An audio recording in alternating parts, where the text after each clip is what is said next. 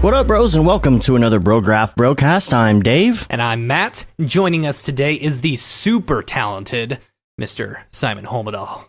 Thank you. Hey. And Brograph is a supplement to our site, Brograph.com, which is a motion graphics tutorial site with tutorials, plugins, podcasts, and other Mograph stuff. And on the show, we talk about everything ranging from motion graphics to Cinema 4D, After Effects, plugins, render engines, doing business, doing taxes, being a contractor, or working for the man. And you can email us, brograph@brograph.com. That is the last week we'll be taking emails to that address. We have a little bit of a changeover happening next week. We will be going to Mograph podcast instead of Brograph podcast. So we're super excited about that. And we'll talk about more about that next week when we get to that point. We do want to quickly tease a little something though. Are we doing that right now? We're just hopping right into it. All right, let's do it. And I'm so confused on what we're teasing and not teasing at this point, Matt. I'm going to let you do it. I can handle this because I got this under control. Okay. So we're super duper mega excited to announce this is something that we've been putting together with the Monday meeting guys, both Liam and Mark. And we have been putting this together and we're very excited. This is kind of the first little tease. We're putting together Camp Mograph.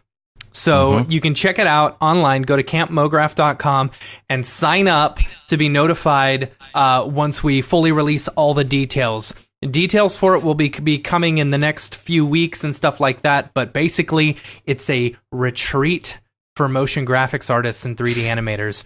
And so it's going to be very, very cool. I would totally recommend that you sign up because if it sounds like something that you're interested in, we have a feeling that it's going to sell out fast. We hope. Yeah. Here's fingers crossed that it sells out. We hope so. Yes, we've been working really hard. What's the newsletter? The Monday the School of Motion Monday newsletter. You know, they put it out and we've gotten a bunch of subscribers. So, you know, there's only a limited amount of spots available. But yeah, so make sure you sign up because it's going to be amazing. Yeah. More details to come later. More details soon. You're going to love it. You're going to love it. So that's all we can say about it so far. But other notes I have from this week. Is everybody jumping on the 2.35 ratio train, or is it just me? Is it just recently? Is it just by chance, or is this like a fad that's happening? I don't know. The 1920 by 817. Oh, you're talking about aspect ratio. Yeah, letterboxing your HD stuff to 2.35. Is it just like a coincidence for me, or are people like?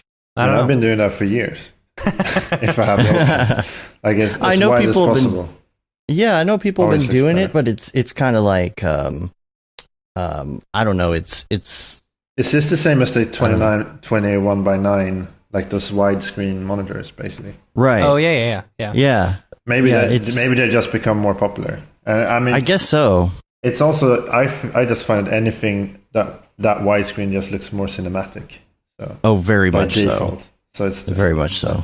People joke around about some of those, like what's the Moses film, Matt? The Moses film with what's his name in it? The Moses. I forget the name of it. The Ten Commandments. The 10 Commandments. Yes. I've never watched it. I just see the jokes about it, and I don't remember what it's called. The 10 Commandments. I don't know these church things. I don't know. Oh man, that's funny.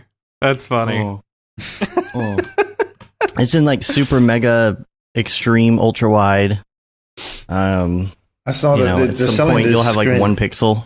But there's some of these 49-inch screens now. They're like literally 32 by 9, I think. 32 by 9. Yeah, I've seen them. They're like super wide, like 49-inch screens. I like the super widescreen stuff. Yeah. You know, it's great. But I can't imagine like that wide. That's a little insane.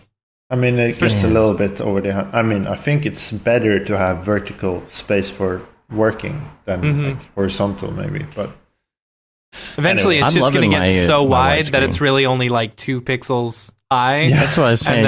It's just a pixel. You just have to imagine it. Yeah, that's the way the cool kids are doing it anyway. Right. But also, Foundry was sold this week. Yeah, but take that with a grain of salt.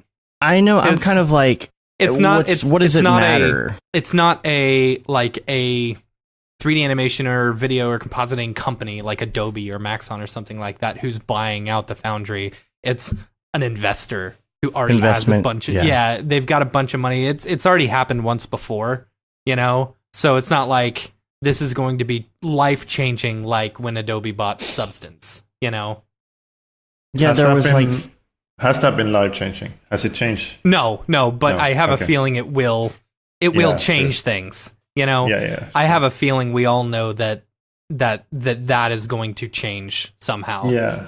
Versus just some random investment company buying out them. Because the rumor was that Adobe was going to buy Foundry for a long time. Yeah, I don't know. But I don't think it'll happen. So, They should, but maybe not. No, I think Maxon should buy him. Foundry? Yeah, dude. That'd be sweet. I don't know. That doesn't. I don't know. I mean, I know. I don't know.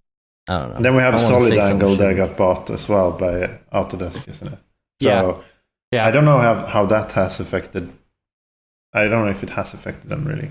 Yeah, and a couple of years ago, Sapphire got bought out by Boris, right?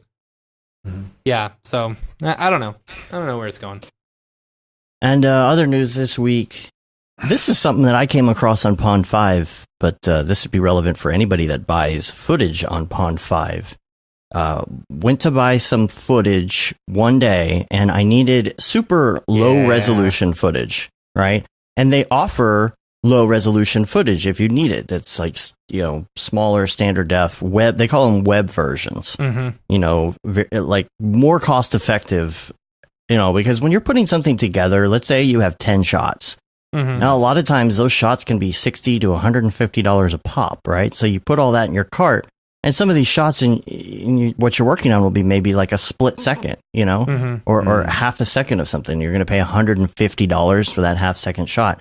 And so what we were working on was super low resolution, and all I needed was small versions of that. So I get on and I put everything in the cart, and I'm like, okay, web version, and the total comes out to like $400 and something. And I'm like, okay, that's manageable. That's my budget. And the next day when I went to purchase the footage, because I wasn't quite ready yet, there's no option for that anymore. Mm-hmm. And I was like, what's going on? I don't have the option for web. And so I call them up on the phone, and I'm like, what happened to this? I had it in the cart. It was $400 and something, and now it's $1,000. Wow. Yeah. And they're like, well, I don't know what's going on. We're going to have to call you back. And I'm like, okay.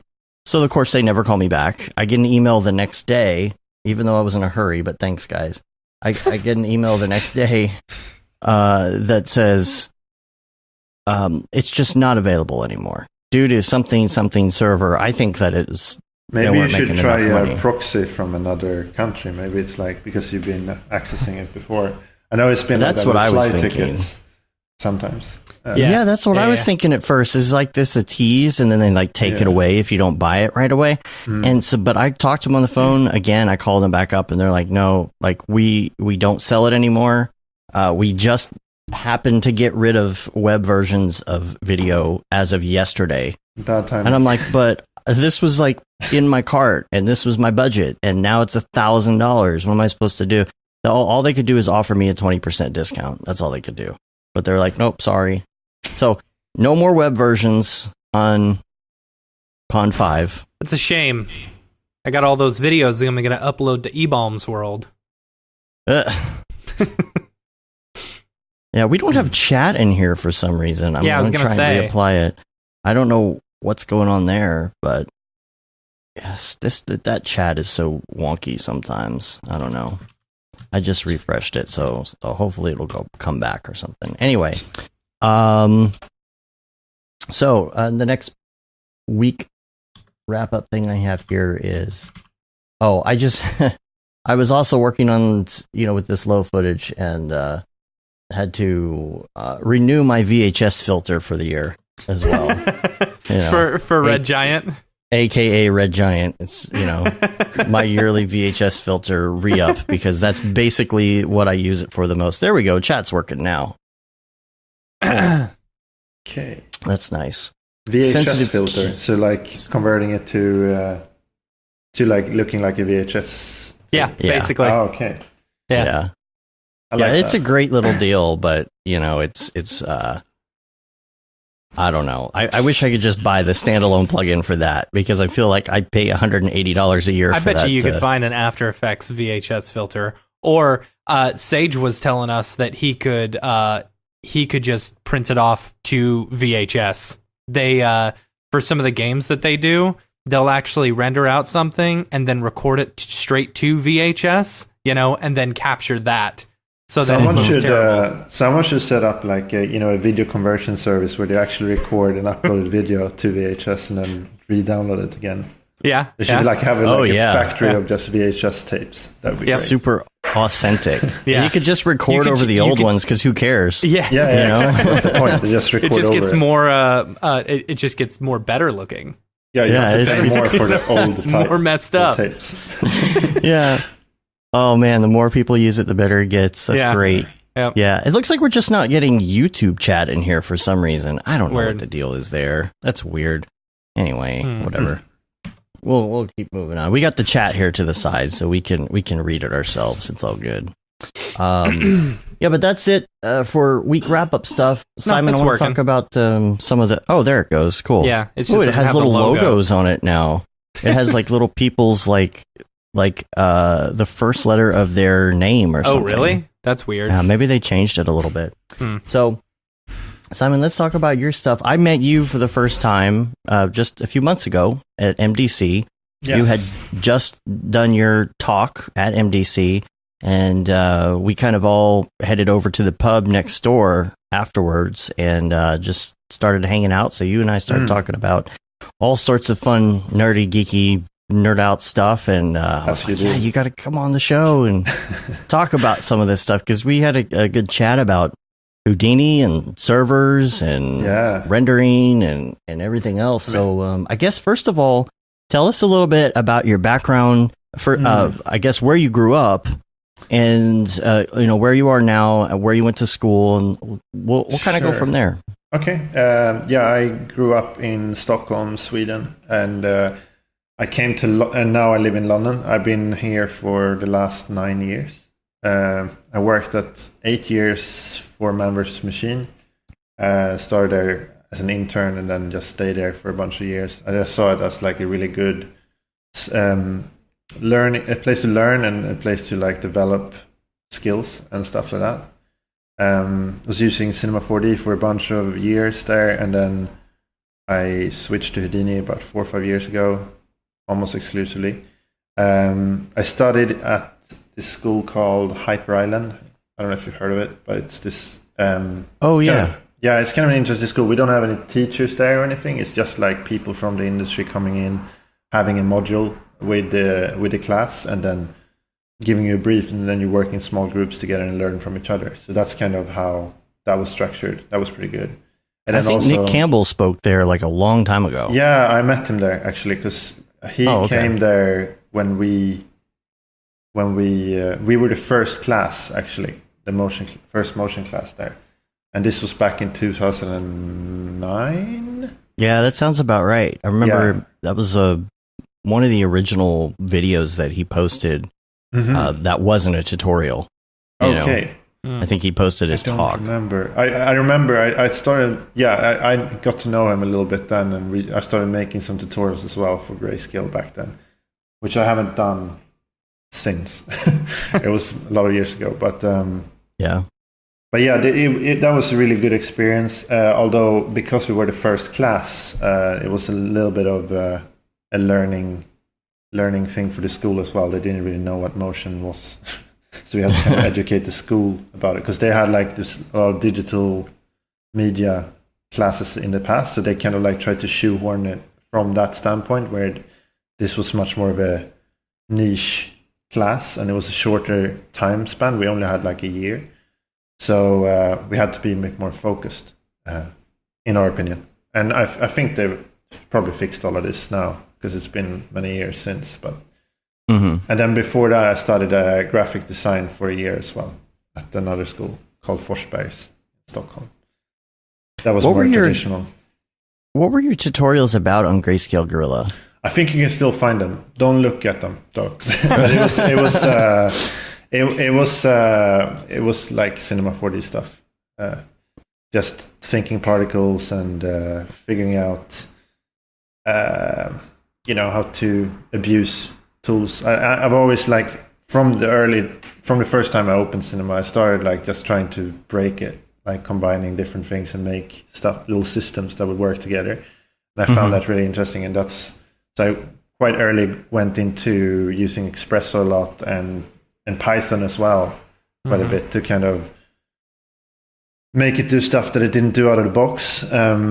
But it got a little bit out of hand, and it ended up taking a lot of my time. So then, a friend of mine, my business partner now, Mark, he kind of got me onto Houdini and showed me the ropes there, and I was like, it took half a year of convincing though, because I was quite hardcore fanboy. So yeah, that's a hard transition. And we talked about that a little bit too, because my question to you when we were at the pub was, well, by the way, I thoroughly enjoyed your presentation. I know you were up there oh, I'm so sorry guys, whatever, but we were loving it. We were loving all your experiments that you were showing us and everything. They were great.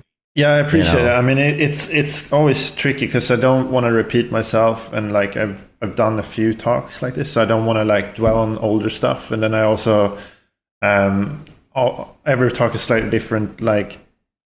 People are different technical, so it depends on where you want to focus on. So I just wanted to kind of not dwell on stuff, but I really find that interesting. The kind of the stuff I was talking about with the cops. I don't know if you remember that, but where you go when you actually do shaders essentially in Houdini, kind of. Anyway, that was really interesting. The fractal, kind of the repeating, the one that was kind of it's hard to describe over audio, but the noise patterns and stuff like that. Yeah, repeating. It kind of had the gold texture inside of it. The outside, I think, was maybe rock. I can't remember exactly. I don't remember either. I'm trying to remember, but it was just a continuous. You're talking fractal. You're talking about the Us by Night title sequence thing. I think so. So. Yeah, I need to go back to your site and look and see what the name of it was. But that was the title sequence for a design event in Utrecht. No, not Utrecht. Sorry, it's in. I'm blanking now. I should know that. But yeah, it's really good. You had the one with the water too. It was a water commercial. Oh yeah. And that was what country was that for though? That was for Japan. Japan. Okay. Yeah, exactly. It was a Japanese mineral water commercial, and it was really fun. It's called Elohas, and it was basically this water drop that was falling down from the sky, and it was being filtered through this mountain. And it was quite this elaborate. I saw that. Amazing. Thank you. Very well done. That was a really fun project. And it was kind of a really nice one because we can kind of separate it out, because that was done at Man B when I was working there. So we kind of divided up the shots, and we did 2-3 each. So was the rabbit real or fake? Yeah, that was real. That was shot. Okay. All right. Yeah, that was a question going. I was like, dude, is that a CG? Because that's so good. Yeah. That was I told a really Dave, I said, weird no, there's no request way. That's practical. That gotta be. No, we matched kind of the plants and the environment of that plate with in CG. So there was a couple of CG shots before and after that, but that was the only live action shot. And the people, obviously. Yeah. In the end. We didn't do them. Now, when we were talking at the pub, though, I was like, a lot of people like myself, a lot of listeners are either dabbling in Houdini, trying to get into Houdini, trying to figure out, how I'm a fully integrated Cinema 4D guy, and I don't really want to move from Cinema 4D. I know a lot of people would like to use Houdini as a supplement to what they do in Cinema 4D. And so my question when we were at the pub was, how did you get to the point where you transitioned into Houdini? Because you told me that you are mostly Houdini all the time at this point. Yeah, I mean, I was in your position too, where I was kind of very unsure if it was worth it. But for me, there was this one moment when I was building this. It was this project for a medical company. We were doing this cell division, and they didn't want it to look like actual cells. They wanted it to be more high tech and a little bit more scientific looking, in the lack of a better way of describing it. But it was, and I had built this system in Cinema 4D with Expresso and a bunch of stuff, and it was this continuous unfolding of polygons. It's become a little bit more popular now, and it's kind of, but back then I hadn't seen anyone do that, and it was something that it was quite a mess in my system. I had like this kind of nulls with this Expresso rig that did all these blend shapes and different things, and then that were controlled by Expresso setups that were iterating through all the null setups and all the Expresso tags and all the it was like, let's not go there, but it was quite complex. And I sat down with Mark, who's now my business partner. He had started using Houdini or learning Houdini a year earlier. He was working as a freelancer as well at ManV, and at the time. And we sat down for an hour or two. I can't remember exactly, but we basically backtracked and tried to recreate exactly the same thing that I had created in Cinema. And after I saw how flexible it was and how easy it was to replace the input geometry and also feedback itself onto itself, I was sold. Like I couldn't see myself doing that because I was essentially abusing Cinema in a way. Like the way I was building it wasn't meant to work that way. It was very inefficient memory-wise, and it was really slow. But, you were pushing that type of thing to the limit in there, and basically found a way to do it procedurally, I guess. I mean, it's a pretty somewhat basic thing in a way what we did, but it literally just took a polygon and then scaled it down and rotated it around 90 degrees, if you're thinking of a triangle, and then created the additional polygons to fill in the original space, and then it could then feed back those polygons back into itself to kind of subdivide it one level further, and you can kind of get a slider per polygon to kind of subdivide however many steps we wanted. So is that something that is done with code, or because I know hardly anything about Houdini. So is that kind of thing done with code, or is it? It can be done in many different ways, but I mean, I very rarely code stuff in text form. Like I do a little bit when I have to, and I can do it, but I find myself most of the time using VOPs for this kind of stuff, which is essentially coding anyway. It's just a visual version of Vex. I just find it simpler because I'm so used to it. Because when I first started using Houdini, I kind of like only used that because I was like, okay, this feels like Expresso. I'm like, it's the same thing. So I just learned to deal with that way. And then I went into a phase where I was coding everything and stuff. But I find that myself like faster just doing it in VOPs, and people may call me crazy for that because it's not the norm to do these things there. But Vex is, as he's asking here, Vex is kind of like this vertex expression language. It's a multi-threaded coding language inside of Houdini that is kind of specific to Houdini.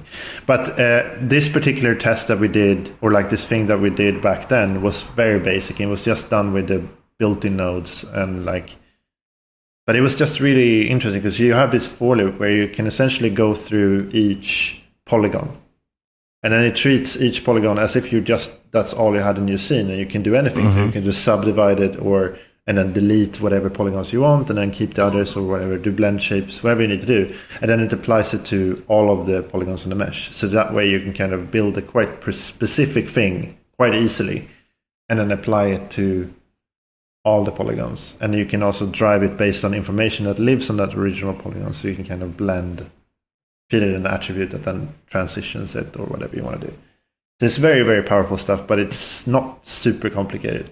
But your question was more how you get into it. Yeah, I guess because you kind of told me a story about how you learned it without interrupting your workflow. And I think that's what a lot of people's concern is. Oh, yeah. I mean, it definitely is going to take up more time. So unless you have the willpower to do it, because I tried a couple of times before, and it wasn't until Softimage got killed by Autodesk. That it kind of shifted the entire industry. Like all the people that were kind of considering something else than the current tool was either choosing between Softimage or Houdini for this sort of thing. And Softimage had this ice compounds, which were really powerful and kind of felt like Cinema 4D on steroids. And once they got killed by Autodesk, then there was like no more competition. That's when I decided to jump over, and a lot of people with me. But I say, for me, it took that seeing how flexible it was and how much time I could save. Because every time I wanted to change the mesh on my system that I had built in Cinema, I needed about 15 minutes. Whereas here, he could just swap it out, like plug and play, You plug in, because it's kind of like a recipe. So you just plug in the mesh and then you do your operations. And if you just exchange the mesh up top, it will just trickle through and rebuild. Mm-hmm. So when I saw that, I could realize how much time I would save by learning it. Because at the time, I was spending like a week, maybe a week and a half sometimes to kind of figure out these complex systems in Cinema, which there was a built-in tool for in Houdini, and I could have just spent that time learning it instead and save. So it took that to convince me. And it's not for everyone.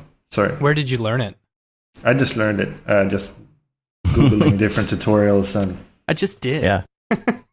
So basically every day you would come in early, right? Mm-hmm. To work and learn. Yeah, I would kind of learn it in the evenings and in the morning at home before work. But yeah, same thing. So I would kind of like I knew I wanted to just figure out the shortest path to where I can replace all the stuff that I knew in Cinema that I used on a daily basis with Houdini. So basically, if I was using the Mograph, then I would have to figure out how can I do the same thing with like cloners and effectors and all of this stuff. And then like various deformers and spline wraps and all of this stuff that I was used to using. So just translating that essentially into Houdini and taking one thing at a time. Even though it did take, it was I think about 3 months of like very little sleep. But I knew that it was going to be worth it in the end, because. But you need to be convinced, because otherwise you just give up. And I'm not sure, to be perfectly honest, today, I'm not sure if I would have done it, because now, this was at the time when Cinema was kind of not updating their software very, very, very well. Like, I remember this was when they released the cogwheel as one of the key features, and that was the last thing where I was like, okay, I can't stay here anymore. But now they're doing stuff with fields. Yeah, now they're doing really interesting stuff. So now I'm not sure if I would have been able to convince myself. But at the time, I'm kind of lucky that happened then. But I like that approach, though. I like thinking, okay, well, how do I just make a grid of cubes? Because everybody wants to jump in and they want to do pyro sims and liquid and they want to make cloud scenes and they want to do all this crazy stuff. But it might be better to start with something a little more basic than that, a little more rudimentary. And I think one of the things that I always applied, even from when I was learning Cinema and before then, was like whenever I was learning a tutorial or viewing, like learning Cinema, whatever it was. I always made sure that whatever I'm spending time learning is something that I'm going to be using on a daily basis, because like when I went to Hyper, for example, a lot of people in my class, they were all learning real flow and stuff like that. And I was like, if you're spending 60% of your time learning real flow, you're going to be able to do like a water splash. You're going to be able to do some cool water effects. But that's not nearly as useful as learning generalist tools like Cinema and all the Mograph modules. So I just went through all the menus trying to figure out exactly what everything did and how I could abuse that. So I think that was the key thing. And I just applied that same thinking when learning Houdini. Like, what is the most important thing so far from where I've been that I can use on a daily basis? And then you will have to work a bit later night some days to kind of like, because certain thing takes longer and you might not be a tool in place that does exactly what you want. But once you're learning that one thing and figure it out, you can then package it up into an asset that then you can reuse and distribute. So right. then you start building your own tools, and then you can build tools with those tools inside of them. So it becomes this inception of tool building that is really interesting, and this can be distributed and shared with your colleagues as well. Are you modeling in Houdini as well? I do everything there, yeah. Everything from modeling to animation and simulation and rendering, all of it, except compositing. Although I do some compositing there as well, because they have a built-in compositor, but I'm mainly using it more like a substance designer replacement. Gotcha. Because what I really love about it is that everything kind of flows. You can have some sort of information, whatever it is, an attribute on a point, or you can sample heat from a flame simulation or something like that, and that can then become a part of your shader or drive, anything, even in your composite, which is anyway, it's just endless. It's endless. Yeah. Frederick or Frederic, I'm not sure, in the chat said he is a Hyper Island student on his first internship. And you and Alexa Serbu, is that how you pronounce it? Serbu? I believe so. She lives close by here, my area as well. If it's the one I'm thinking of. Yeah, it must be.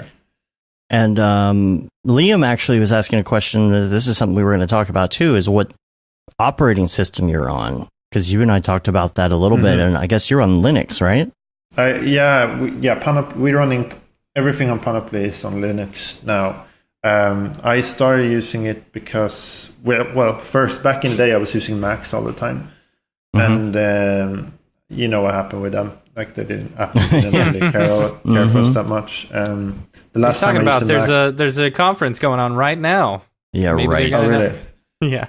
Yeah, okay. Right. So maybe they'll come up with something really important about it. So too late. Maybe I spoke too soon. But I mean, the last time I used the Mac was the last project I did at ManV actually was for Apple, and it was for the iMac Pro, and the whole brief there was basically do anything with this machine. So I had to work on the machine to make it. You had to make the spot with the machine. Yeah, exactly. But that was the brief. But it was, to be fair, the iMac Pro is really powerful. It's like not necessarily cost effective, because it's a single Xeon, which is the whole point of the Xeon processor is you can have multiple. So, and now with the Threadripper, you can get so much better performance on the AMD side. So, but the reason why we use Linux is because I was doing a project, and this was before I came to Panoply, but I was doing a project where my machine ended up restarting and reinstalling with Windows updates and breaking it like multiple times. It was 3 times in a week, and I reinstalled it, and it was getting out of hand. So I was like, okay, I can't keep going like this. This is ridiculous. So I just downloaded whatever seemed to be the easiest Linux distro that I could find, which was Ubuntu at the time, 16.04. GNOME was what I was using. And I installed it, and I pushed through the project, and it was very easy to install. The first thing I noticed was that my Wacom was working even in the installer of Linux of the Linux. And I was really? This is good, because like half the time I booted into Windows, it was like it was not recognizing the driver for it. I had like an older Wacom, like the Intuos 3, but still, it was really inconsistent with the drivers, and I didn't like the kind of Candy Crush stuff that pops up and all of like. Yeah, I know. And I mean, and you can like in the chat here, you can turn off Windows updates and all that, but I've done that before. I have turned off everything, and it will still somehow come back and like mess something up. I mean, that was my feeling too. But also at this point, I didn't intend to stay with Linux. I just wanted to get the job done. But then in the end, I realized, I was like, damn, this is like really comfortable to work in. There's not much distractions. It's just clean and simple, and you just have the tools you need. And then it's kind of like the early Mac experience before that started becoming annoying as well. I've updated in group policy, and I've done all that stuff. And, about 60 days later, it'll come back and it'll say something like, well, there's some really important updates that you're missing out on here. I'm like, no. And then like the next day it starts doing some weird update in the background that it's forcing me to do. And I'm like, I have everything off. in my group policy. And so when you switched over, do you still use Windows or Mac or anything for your day to day, or do you do everything on Linux? We do everything on Linux. At Panoply, at home I have Macs. Like I have a Mac laptop that I'm on now, but and I have an old Mac Pro as well, which I'm sometimes do some work on. But yeah, we do everything. We use like Google Docs for like all the contracts and documents and stuff like that, presentations, and then we use Nuke Studio for editing and Nuke X for compositing. So even just sitting down doing email, any of that stuff, that's all in Facebook, the browser anyway. Yeah. Mm-hmm. So it doesn't really make a difference. So I don't. Is there anything that's missing that you feel like you wish you had on Linux? Because that's always been my Candy Crush, dude. You already said Candy Crush. Yeah. I mean, to be honest, we all the machines at Panoply has a dual boot, so you can boot into Windows if you need something. We kind of use Deadline as well. So if we need to encode to certain Apple like H.264 stuff, we can do that through Deadline because we just set it up. Our license server is a Mac, so we just use that as a node on Deadline to convert stuff. Oh yeah, some people are asking about Adobe. What do you do for compositing simple stuff? Is that all? We use Nuke for everything. Yeah, and I find it way simpler if you're doing like any sort of compositing in Nuke and you get used to it. Like it's really hard to go back. I find photoshopping things. You use like a different for what anything you'd have to do in Photoshop. Like tiling textures and stuff? Yeah, just the little stuff. I mean, I'm not a big Photoshop person anymore either. I used to use it all the time. And there's so much you can do in the other programs, but sometimes you do have to kind of go to some sort of image editor. Yeah, so again, I use Nuke for this too. Like for most things, unless it's texture-based stuff, then I kind of do it directly in Houdini because they have your own compositor there, and I find it easier to keep that live. So I can adjust contrast and curves and stuff and split stuff out. I think because you can reference that composite network in Houdini directly in your shader in Redshift or whatever.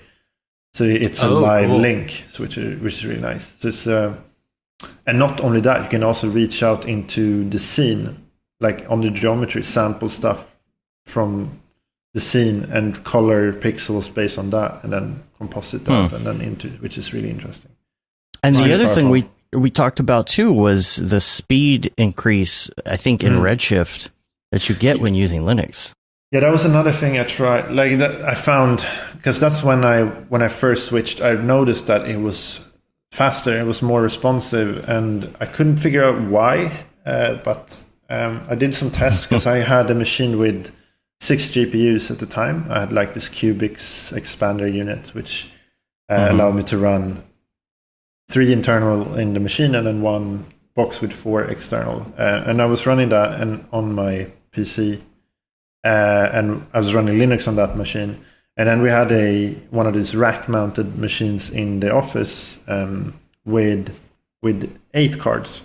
And I had 6 cards, and mine was still running the same scene much faster with 2 cards less. And it was the same type of cards too. So it was really quite significant. So didn't you tell me it was almost 2 times as fast? It was about 25 to 30% faster per card. Okay. Per card. Per card.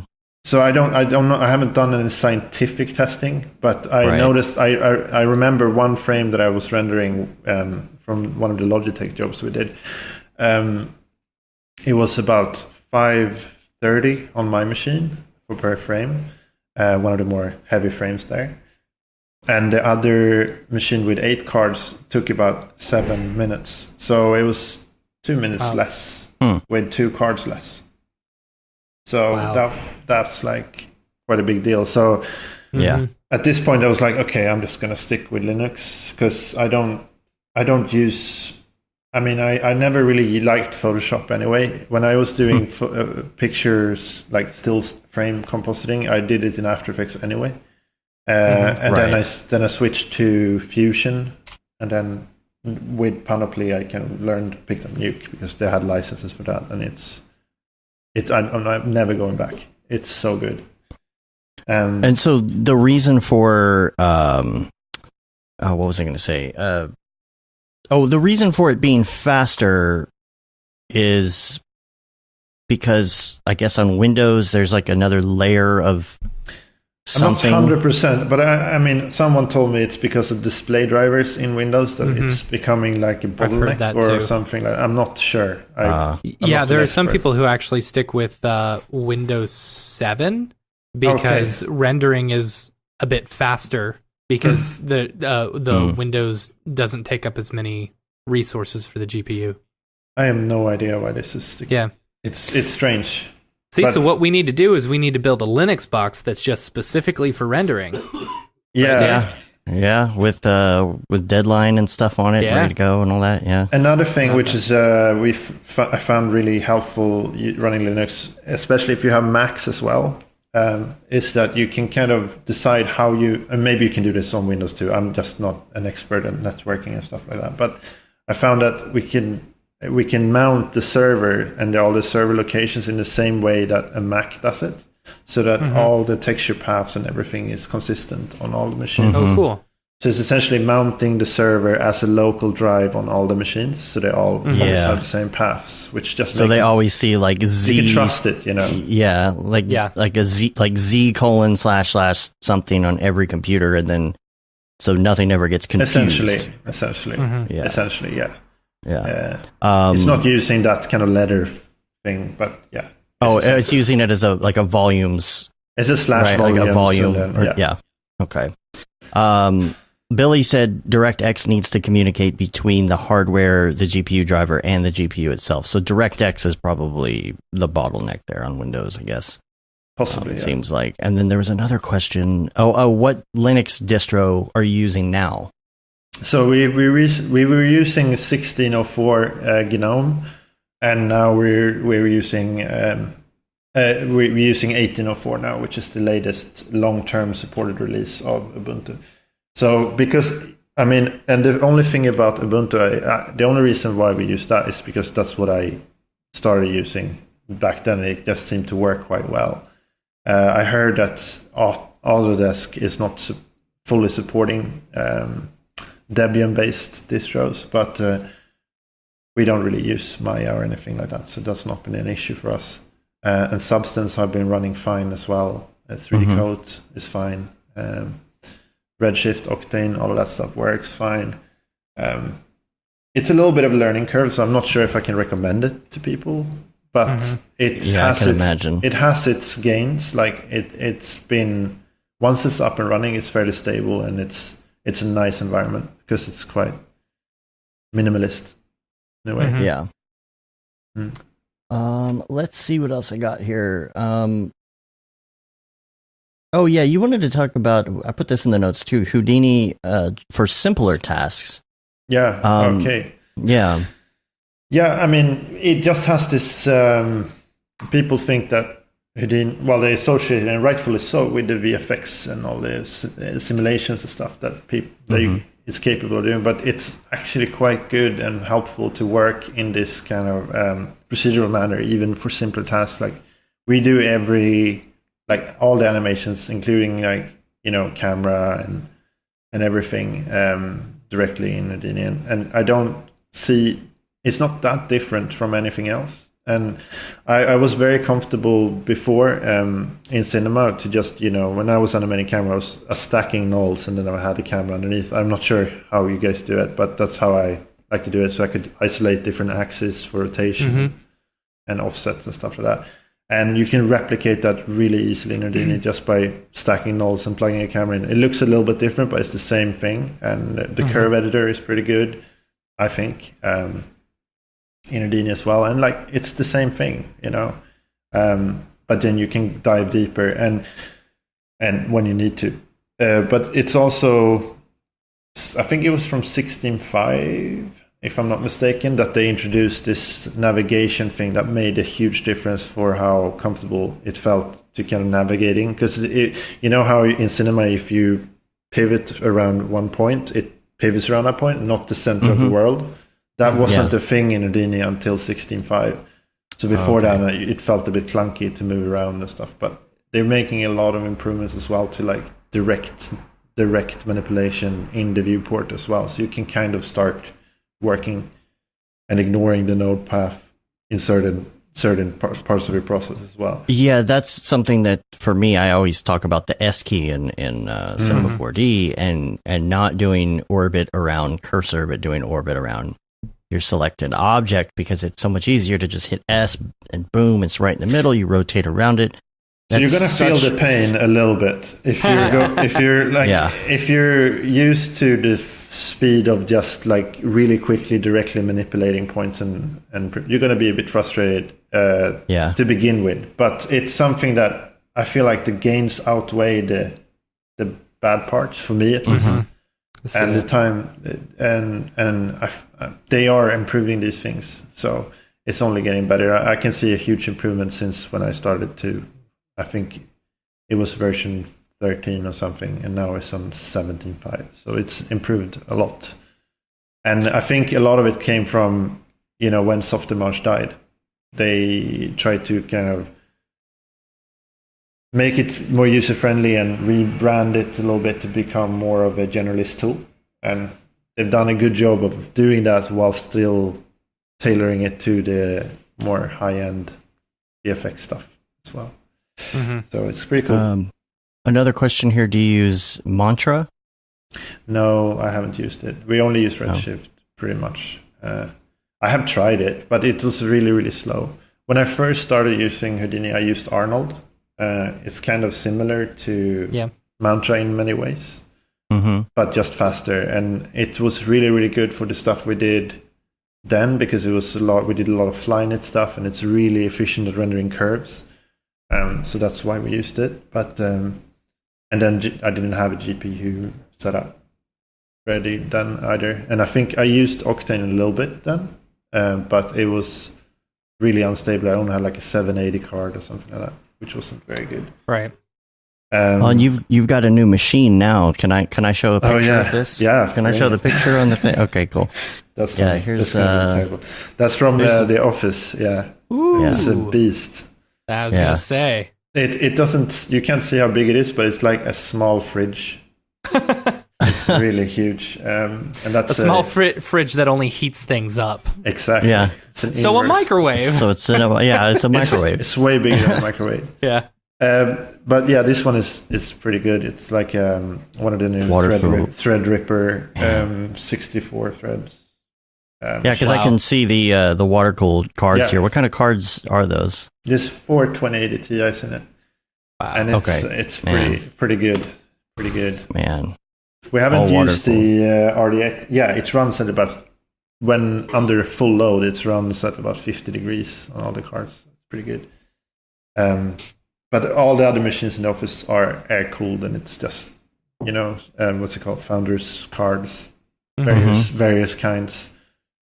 Have you run an Octane bench on it yet to get the numbers? I did. I don't remember what it said, but it was pretty good, I think. Pretty good, I guess. I think, I can't, I'm just speculating. I'll tell you later. I'll run it. Okay, cool. Yeah. But it was better. Yeah, sorry. Oh, sorry. No, go ahead. No, it definitely runs faster than my old 7 GPU rig. But I bet. Yeah, man.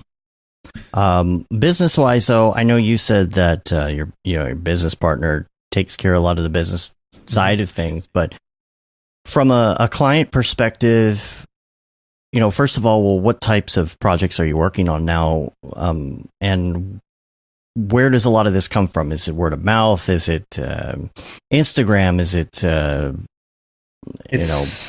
Yeah, it's hard to tell. I mean, where it comes from, but a lot of times it can be from an Instagram link or like from, I don't know actually. We haven't really up to this point seeked up clients and like contacted them directly. We waited for stuff to come in, and so far it's been okay. Like we've been able to stay busy, but we're making some efforts now to kind of trying to rethink how we can kind of reach out to kind of make sure that we have a bit of a stuff lined up.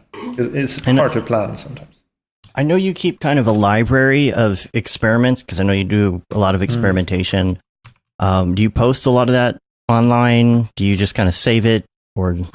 I mean, recently myself, currently on my Instagram, I have probably been updated for 6 months. I haven't uploaded anything, and that's because there's something wrong either with my phone or with Instagram. But I can't upload videos on iOS. I don't know why. Yeah, I don't know if that's a bug that I'm the only one having, but I haven't been bothered to figure it out, so I just left it. But we do a lot of R&D when we have like certain projects that we had in the past have been like R&D projects. If we did one project I can't really talk about, but it's for a game company, and it was like concept art but with more animation and stuff in mind, and designing different transition effects and stuff like that. And that was just like weeks and weeks and weeks of just exploring different things, and like they were really cool because they understood the process, and they gave us really constructive feedback, and it was really, really handy. So we try to do a lot of R&D, and also I think every time we're faced with a problem, you kind of have to R&D your way around it, and then you come up with something cool along the way, and you save that for later. So, but yeah, I'm gonna try to put some more stuff out there, but mainly we're saving it till we used it. More or less. Yeah, I think it was you who was saying that you have a lot of folders with experiments in them, and you'll come back to them when you're on another project and kind of revisit some of these things. And especially after you've learned something else, maybe in another area, you come back and you can take a second look at things. Because they're quite modular, and if you take the time to build the effects in a modular fashion, then you can kind of like just replace them and put in another one and kind of like stack them, and becomes a really interesting and dynamic way of designing, because you can, and I find that you actually have to almost become better at designing, because you kind of have to put the design principles into the algorithms and into the systems that you're building, because otherwise it just looks like default procedural math art, which doesn't have really that much visual consideration to it. It might do, but I'm generalizing. So, but yeah, I definitely think that's important for us, and that's how we find it. It takes longer time before you get a finished thing a lot of times, but you get the flexibility when a client changes something or whatever. You're not worried about those changes, because you don't have to start over. Sure. Right. It's like an open timeline. Every time you drop down a new node, it's like you have your timeline with everything you've done, and you can reference any part of that timeline at any point and feed information from that back to the bottom part of the system. So if you imagine like third, you take a cube and you extrude a couple of polygons. Now the second polygon you extruded, you can now reference that in the end days after, when you modeled this up to a high res asset. So you can go back, do your UVs before you did all this other stuff, and it's kind of like a time machine. Yeah, which is kind of cool. Yeah, it's very, very flexible. And that's the same reason why I find Nuke good, because it works the same way. You can build a comp once, and then you can kind of apply it to multiple shots and then tweak it. And with Redshift, with all the AOVs, you can get like per light, GI, reflection, specular, volumetrics, and you can completely change the look of your image from the render. And I love that. It's so powerful. The AOV stuff in Redshift is absolutely killer. Yeah. I didn't really do much compositing before. Like I used to just do like simple color corrections and stuff like that. And some tone mapping. But like after diving deeper into Nuke and realizing how powerful that is, it's hard to go back. And even if you like just, I know a lot of people from Octane, for example, they do a lot of the tone mapping and color correction directly in the IPR. You can do that now in Redshift too, but my point is that you can replicate that same look, and then you have the flexibility if you need to, or if you want to denoise a particular AOV, for example, in refraction, you can run a neat video thing on that or something, and reduce the noise there, and then build your comp that way. And it just gives you so much more flexibility and security if you if you don't want to re-render just because you're blowing out the shader, like a reflection somewhere or something. Like I never care. Like if I look at my raw render, usually it's just completely white because there's so much light in it and blown out, and I just can't map it down. That's funny. Yeah. Just change the exposure up and down and you see what information is there. Liam was asking Matt, it's like, you're going to try some Houdini now? And, we got licenses a few years ago and we just were so busy. We just weren't able to really dig in the way we wanted to. But I mean, you can also try it for free. They have the free version. So. Yeah. What would be the limitations on that for people who haven't really looked at that? It's no third-party renders. That's the hard part, because I would really want to, if I'm going to use it, I really want to be in Redshift with it. Absolutely, and then you have to get the indie version, which is still really cheap, cost-effective, $250 or something like that. That's not bad. And you can run it on 2 machines too. I think you can run it on your laptop and your desktop. I think. I could be wrong. I haven't used the indie version myself, but I've heard that.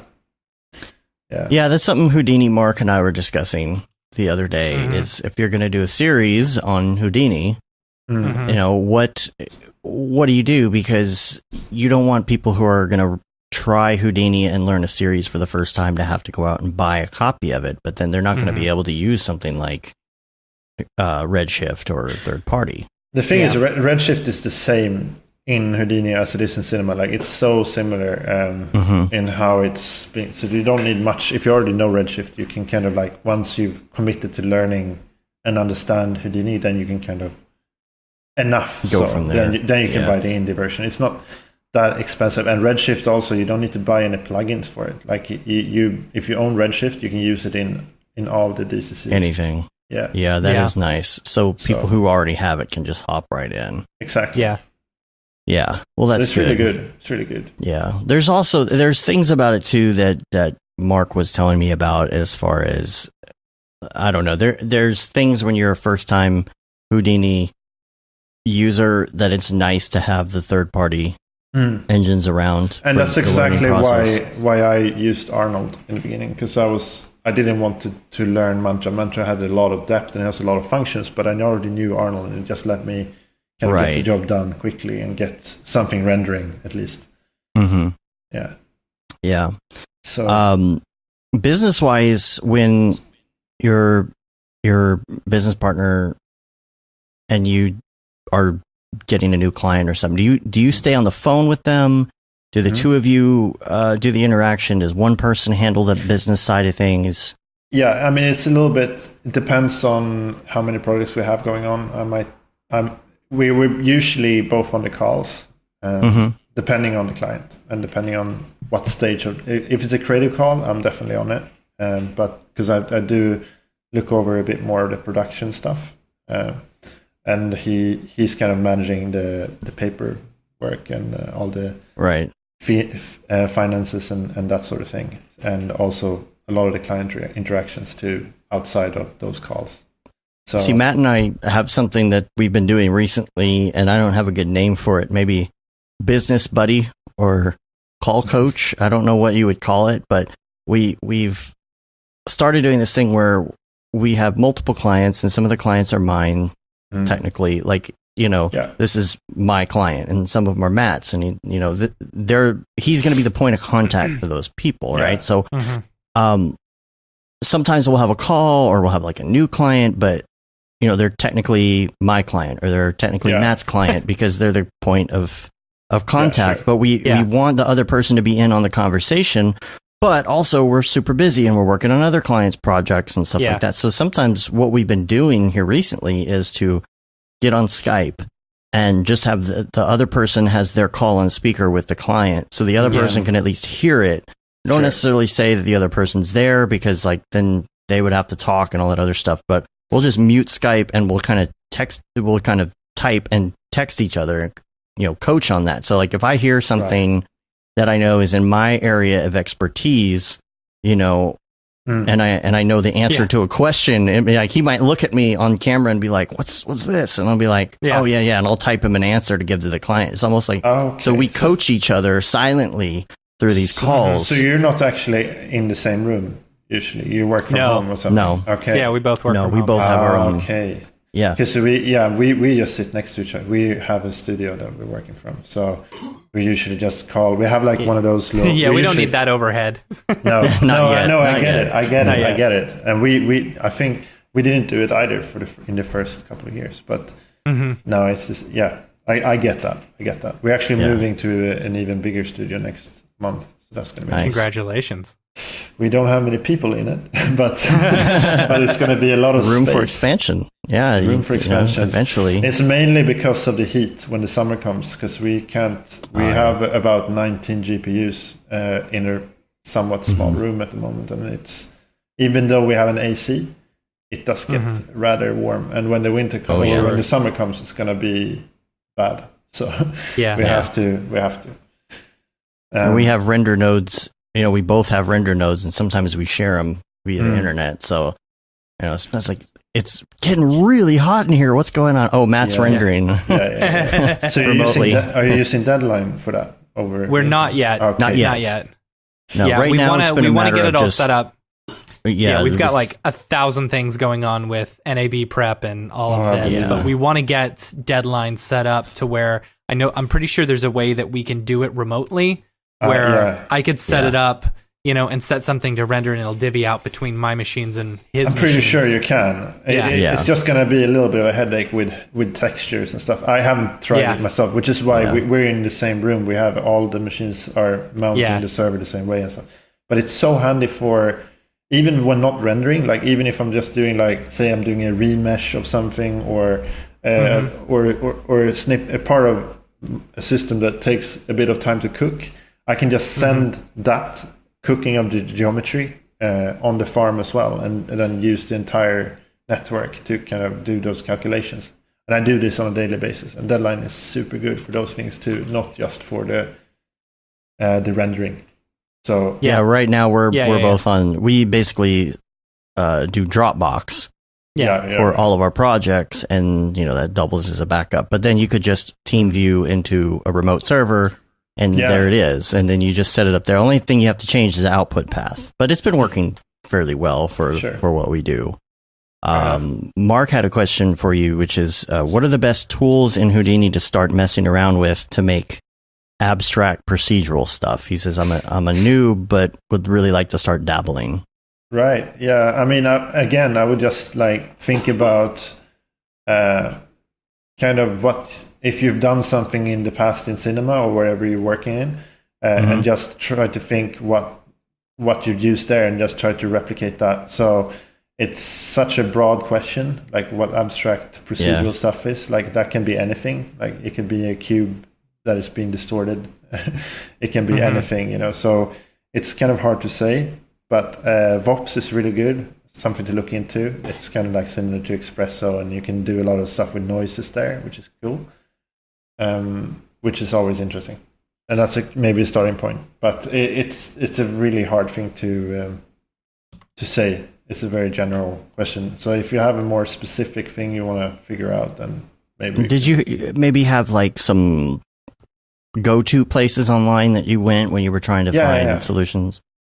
So Side Effects has like a lot of tutorials on the website now. I remember the first things I would recommend that I looked at was the first steps in Houdini. They're kind of, I don't know if they updated them. They might be like for an older version of Houdini now, but and I think it's fairly straightforward to translate it, to the newer versions. And that's something I went through, and then like. I seeked out like specific thing, like how to do a bend deformer or a spline wrap or something like that, and then Google that literally. You'll find like this is how you do it, and like this is something to think about, and try this, and then just use the manual a lot as well. Which is every node has like a little help icon you can click and read about it. So and that's just one click away. So. That's what I would say. Sounds boring, I know, but it's quite fun if you can see the potential of it once you start messing with it. Yeah. Oh yeah, and some mentioned here, mops is a good start. That's a good point. I haven't tried it myself. That's like Moritz and some of the I know was working on that. That's kind of like a Mograph for Houdini preset thing. I haven't tried it, but like I think it's a good starting point to get stuff moving quickly, and then you can kind of build your own stuff on top of it. But it's something to be said to kind of start building that stuff yourself and getting an understanding for it when the time is right. And what about lighting? It's the same. I mean, do you have any kits or HDRs or anything like that? Are you doing it all just? Yeah. What's the plugin like market for Houdini? But this is the best thing. Like, you don't need it. Yeah. And it is its own plugin. Like you build your Houdini assets, which are the plugins essentially, but they're built in Houdini, and they're just a compound of nodes that are being packaged up with sliders and controllers. So for a lot of stuff, that's all you need. Interesting. So they have like you can find that online. They have like, I think they have like a store where you can buy stuff like that as well there. But I built a lot of them myself as well. And for lighting, I mean, HDRs, I have a bunch of collections that with free ones, and I don't have anything that I always go to like that. I usually just light from area lights, just like I find that. And then if I use HDRs, it's generally just for subtle little kick of reflection or bounce light or something like that. But I don't use any plugins besides Redshift. That's it.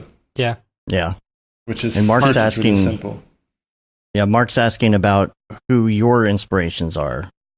Which people do you follow? Who do you follow online? And I mean, I try not to follow like other people in our industry too much, because like I don't want to be replicating people's work too much. So that's the main thing. I'm just like, I feel like I'm looking at the same sort of inspirations I looked at in 2009. It's probably really dated. Like it's the kind of stuff that I wanted to do then is probably not on trend anymore, but I still think it's kind of cool, and I just want to do it with the new kind of tools and stuff that is available now. I don't know what that means really, but I kind of look at just the internet. And then, but there are a lot of talented companies out there and people, and I really like Corb's work. They do really cool stuff. It's one of my favorites. They do really confident designs and stuff like that. I don't know. It's a tough one. I used to say like, what would Alex Roman do? Because if you've seen that was to be my like gold standard. He's not released anything in many years now, but I know the third and the seventh thing blew my mind when I saw it. Oh, that was huge for me. It was tears running down. I was like, oh, this is so beautiful.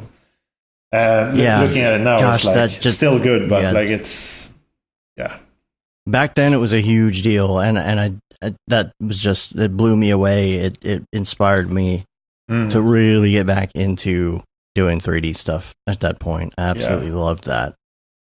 I've actually mentioned that before. Like I've gone to speak at a couple schools, and I kind of talk about my journey, and that's one of the things that I always talk about. Kind of got me back into 3D is when I saw that.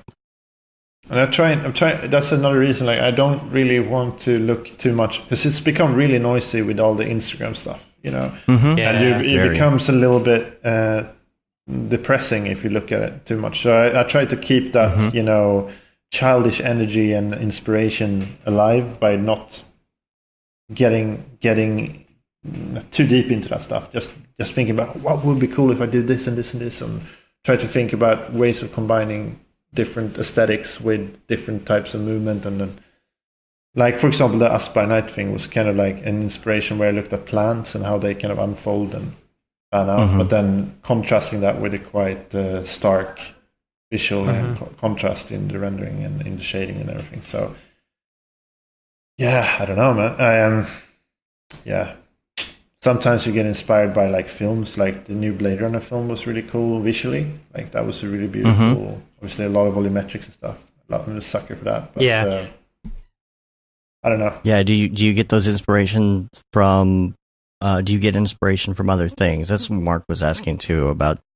I mean, nature is always like, but I feel like also like I worked so many years at this point at Man V, and then after that, and I've been so used to like applying like different aesthetics to different visuals in different ways that I can try and look at images that visually looks really bad, but I'm trying to imagine them in another aesthetic in my mind, and then trying to and maybe that's how everyone works, but I find a lot of times my reference pictures are not that interesting because I just see them together and just put them in a little cluster in PureRef, and I'm like, okay, I see these 3 pictures together, and that gives me an idea that then I can build upon. Right. And I start to structure everything up so that visually it's kind of like how the mind works. You just look at, okay, here I have a bunch of really detailed patterns, and then these kind of look similar to this sort of structure on the tree or whatever, or this bark or paint or whatever it is. And then I start to kind of like structure them in space in relation to each other, and then trying to combine them with other things and question, does this work, and why does this work, and why does this not work, and how could this be? I'm a little bit tired of just like simulations that don't have any substance to them. So I'm trying to like, I'm trying to go back to doing simpler and simpler things, which is just with more emphasis on design and reason behind it. But it's a journey. Cool. Yeah. I love PureRef as well, and I it's really good. Been using it on every project now. My reference folder will have a PureRef file, you know, just for everything, and it makes such a. This is something that I knew PureRef was around. I had kind of used it once or twice, but what Chad Ashley said when he was at DFWC4D down here talking to us is you've got to have that up because. You may get a picture or something and you open it and you're like, oh, okay, here's my reference. That's good. And then you flip back to Cinema 4D or whatever program you're using, and your mind just thinks it knows what it needs to see. But unless you have that reference up, like maybe on another monitor or something or next to it makes a huge difference on what you're working on. It's so true. To really look at that. And also sometimes when you might feel really excited about an idea in the beginning and then you lose it. You kind of get lost on the way. It can be good to just like put it there so like this is my ground. This is where I'm grounding myself and going back to this. And like I'm trusting my initial instinct on that this was a good idea, even though I'm bored of it now and I don't want to see it ever again. That we've all been there, So, but I find that really useful for that. But also like more of a way of mapping the mind. I prefer to just put little pictures together instead of writing down keywords, but everyone is different. Yeah. And I also don't draw or sketch anything. I do everything with reference pictures. Yeah. Draw. I should be able to draw. That would be helpful. Well, I do want to move over to some Ravcock. What's your flavor? And talk about Octane just a little bit. I know you're not a big Octane guy, but the deck went out this week because Jules puts the decks out to these presentations that he's doing. So he did have a deck that he put online about the Octane 2019 roadmap. This was for his presentation at GTC. And there's a link we'll put in the show notes. It's a video of all this stuff, and it shows examples and everything. But just to go through just a quick rundown of what's going to come in 2019, which hopefully we'll have Jules on the show to discuss further once that gets a little bit closer. I think you can get a beta or alpha of it right now, I believe. The standalone. Not Cinema 4D, but 2018.1 is released. So this is different from Octane 4, right? This is So this is the next iteration. Okay. Yeah. 2018 would be basically Octane 5, and this is what we're talking about now would be Octane 6 at this point. Oh, okay. So 2018.1 version 2 was released today. So that one fixed a few updates with Cryptomat. Now this presentation is about Octane 2019. So this is the what's coming down the pipeline is 3x improvement in the AI volume denoiser, which it's nice that there is that separate volume denoiser now. OSL and vector displacement, and the example is an ear, where there's vector displacement that actually allows an ear to grow out of a plane or a cube or whatever. I'm interested to see what people are going to be doing with that. Higher quality rounded edges. They have a new way of doing rounded edges, which can really come in handy sometimes. Completely revamped layer materials. You can do a lot of material stacking and layers and stuff now, kind of in the way that you would do it in Cinema 4D with Photoshop layers and things, really making that process easier.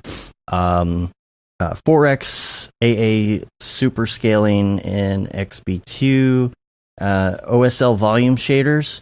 This is really cool because you can do basically textures through your volumes. Something I'm sure has been in Houdini for a long time, but I'm not sure what that means exactly. But say you wanted to you're displacing a volume essentially with a image. Is that what we're talking about?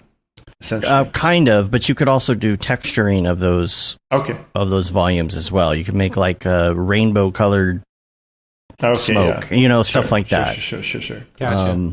I mean, it seems like it's become, because that was the one thing I tried Octane a few times, but it's always been lacking in features and like stability for me. I found, but I think that now with the OSL, maybe it's different. Now you can probably do like attributes and stuff like that, because that was something that wasn't supported before.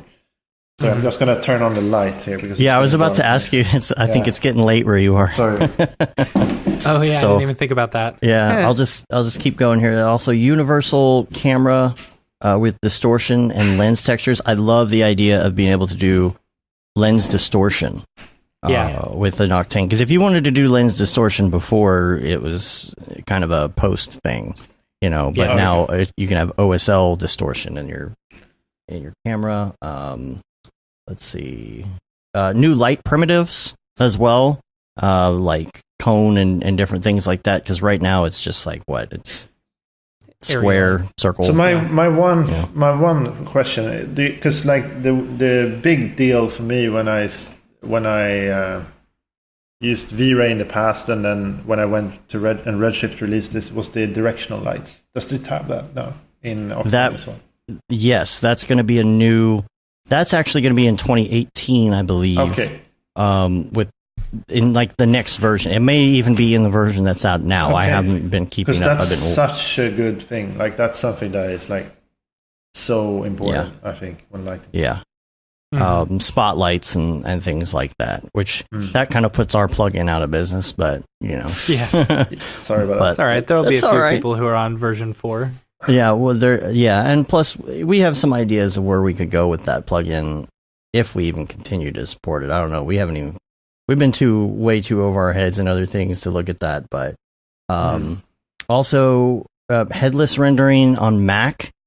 I know a lot of Mac people want to be able to use Octane, and it's kind of tough to do sometimes, depending on your hardware. But to be able to do headless, to say, okay, well, I've got Cinema 4D loaded up on my MacBook Air, and it's able to use the different cards on servers, on PC servers, without having to have an NVIDIA card locally. That makes sense. Is that 2019? That's 2019. Okay. I thought that was coming in this version. I feel like we've been hearing that for a while. Yeah, I know, but the 2019 version is just going to be right around the corner. I mean, it is 2019, right? Yeah, right. Yeah. That's also. Yeah. Just checking. They're trying to catch up. Yeah. Random walk, subsurface scattering, which is nice. That's cool. Yeah. Coming to Redshift 3 as well next month. Mm-hmm. Yeah. And RTX speed improvements. He goes through, if you watch the presentation, you can see kind of what the speed improvements are with RTX. Brigade RTX update is in there too. Noise-free Brigade at 60 frames a second, which is pretty amazing. And then it also shows off a lot of the AR stuff with Brigade. Matt and I were able to, some of the stuff he's showing off in here, he showed us in person when we were in LA, and we got to see in the office, some of the stuff they're working on, and he shows off some clips similar to what he showed us. So really cool. Hopefully we'll get him on and we can talk about that some more. So Brigade that's their real-time engine, right? Is that how it works? Yeah, that would be more of their like game engine. Sure. Yeah. So that's all I got for that. I mean, I heard that there's that the Redshift guys are working on a real-time engine too. Oh, really? Yeah, it was apparently announced now. They talked about it. They're calling it Redshift RT at the moment, which is something, I'm guessing something similar. Everyone is looking at that technology, I'm guessing. Yeah. Well, everybody knows that all that's kind of merging, exactly. the motion graphics and game stuff. So yeah, it's a good direction to go. Yeah. I also got some links. I'll do some Dave's links. Dave's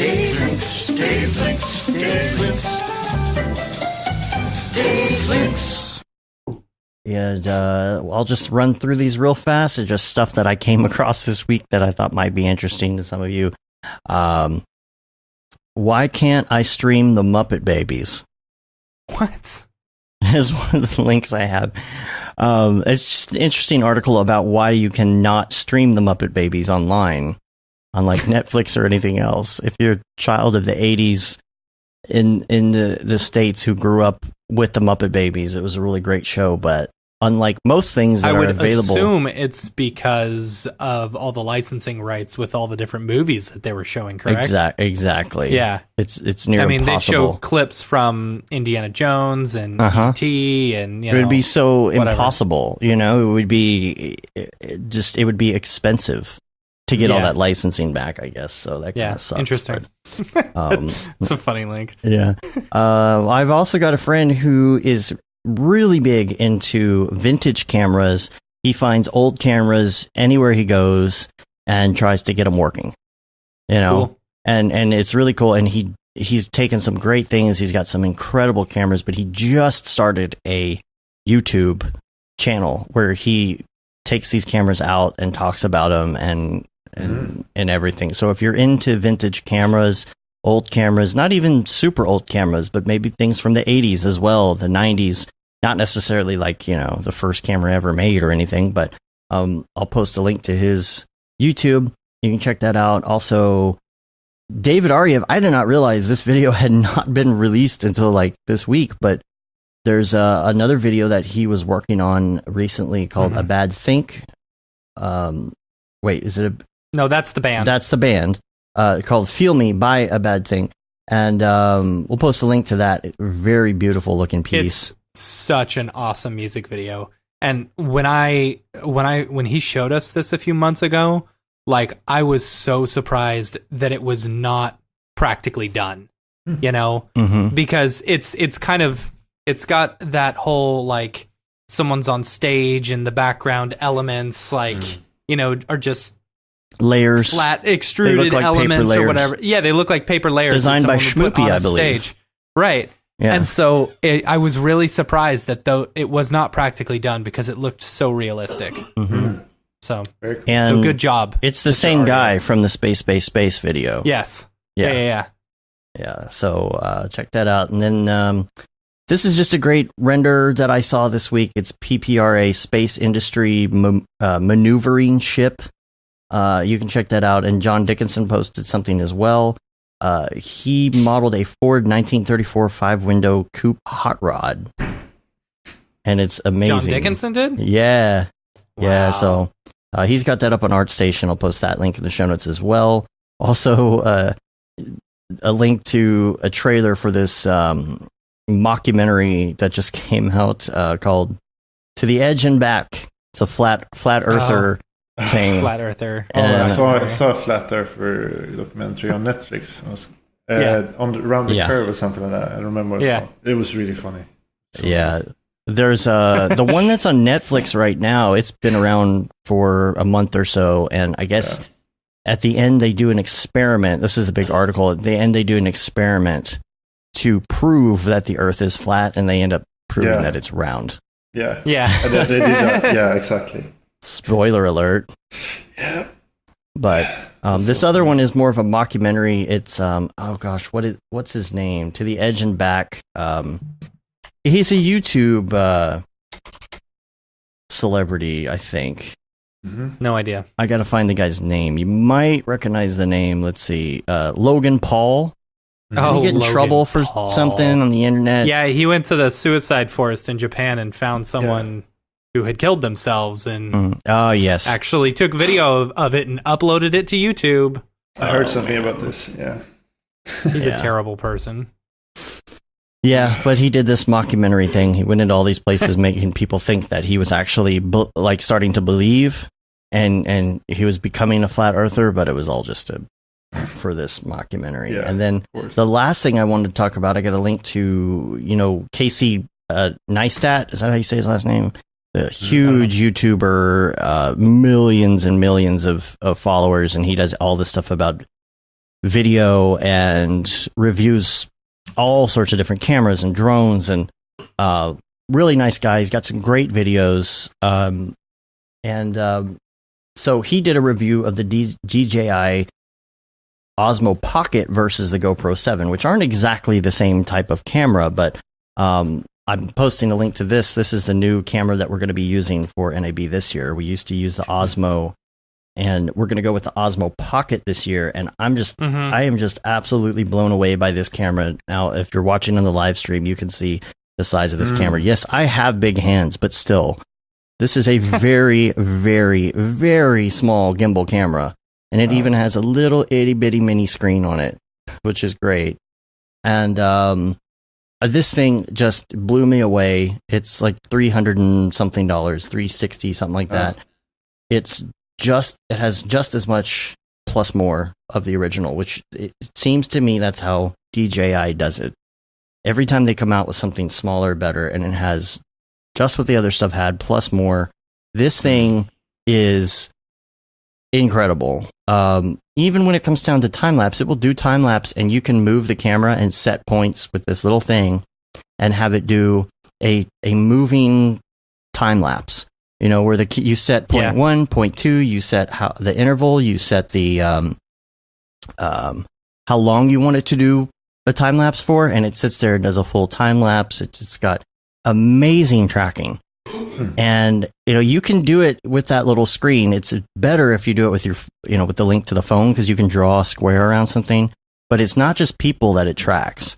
It's great. You could set it on a tripod and you can do an interview and you can walk around and that camera will just follow you wherever you go. But also it will track objects.